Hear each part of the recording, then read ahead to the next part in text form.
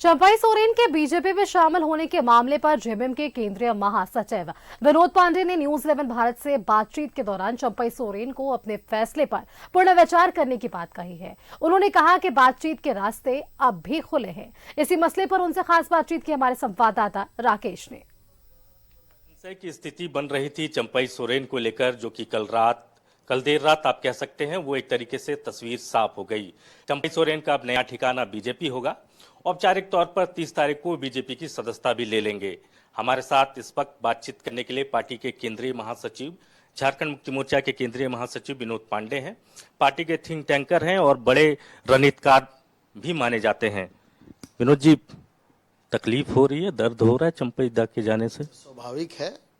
Party का किसी भी स्तर का कार्यकर्ता या नेता अगर इस तरह का फैसला लेता है तो ये तो उचित नहीं है। आदमी को तकलीफ होती है, दर्द होता है, और हम लोग तो चाहते हैं जो मीडिया में खबर आ रही है, अखबारों में जो खबर आ रही है, अगर वो बात सही है तो एक पार्टी के कार्यकर्ता होने के नाते हम यही कहना चाहेंगे कि चंपई दा को अपने फैसले पे पुनर्विचार करना चाहिए। मतलब अभी भी आपको लग रहा है कि पुनर्विचार की स्थिति बनी हुई है?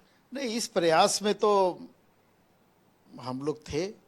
उनसे संपर्क साधने का भी प्रयास किया गया, बातचीत भी करने का प्रयास किया गया, और यही वजह रही कि पार्टी ने उनके खिलाफ अब तक कोई एक्शन नहीं लिया। आप लोग को उम्मीद था कि डायलॉग्स होंगे तो शायद बातचीत से रास्ता निकल जाएगा। एक्शन का नहीं है। हेमंत बिस्व शर्मा ने कल रांची में अपने प्रेस के संबोधन में बहुत स्पष्ट रूप से कहा कि मैं 6 महीने से चंपई सोरेन जी के संपर्क में था। तो इससे बहुत सी चीजें स्पष्ट हो जाती है, लेकिन उसके बावजूद भी जिस तरह से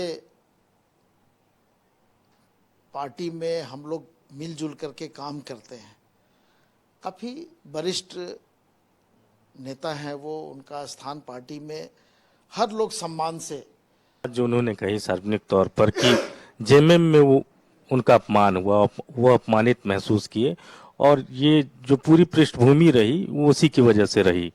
देखिए, जिस पार्टी ने आपको सम्मान दिया, चाहे वो आप पार्टी के अंदर में पदाधिकारी की बात कर लें, विधायक की बात कर लें, सांसद के टिकट की बात कर लें, मंत्री की बात कर लें, अगर पार्टी कोई भी निर्णय लेती थी तो उस निर्णय में सबसे पहले चंपई सोरेन का नाम आता था। कोई भी फैसले में चंपई सोरेन का नाम आता था। स्पष्ट रूप से कहा कि जो आपने फैसला लिया है उस फैसले के हम साथ हैं। वहाँ चंपई दा बहुत भावुक भी हुए, उनके आंखों से आंसू भी गिरा। मैं उस बैठक में था, इसलिए मैं ये बातें आपको बता रहा हूँ। जब पार्टी ने निर्णय लिया, हेमंत सोरेन जी ने निर्णय लिया, गुरु जी ने निर्णय लिया कि ये जिम्मेवारी चंपई सोरेन को दी जानी चाहिए, तो आप इससे समझ सकते हैं, अंदाजा लगा सकते हैं कि उनको कितना विश्वास था। और आज जो परिस्थिति बनी है, मान सम्मान की बात है, अपमानित होने की बात है, हम समझते हैं कि ऐसी परिस्थिति पार्टी में कभी नहीं बनी किसी भी वरिष्ठ नेता के लिए। एक्सपोज करने का काम कर रहे हैं।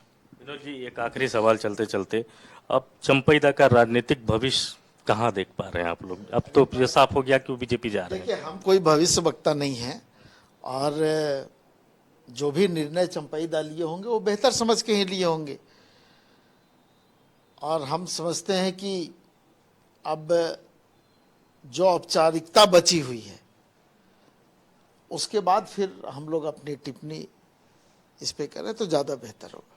बहुत शुक्रिया हमसे बातचीत करने के लिए। कैमरामैन नीरज के साथ राकेश कुमार, न्यूज़ 11 रांची।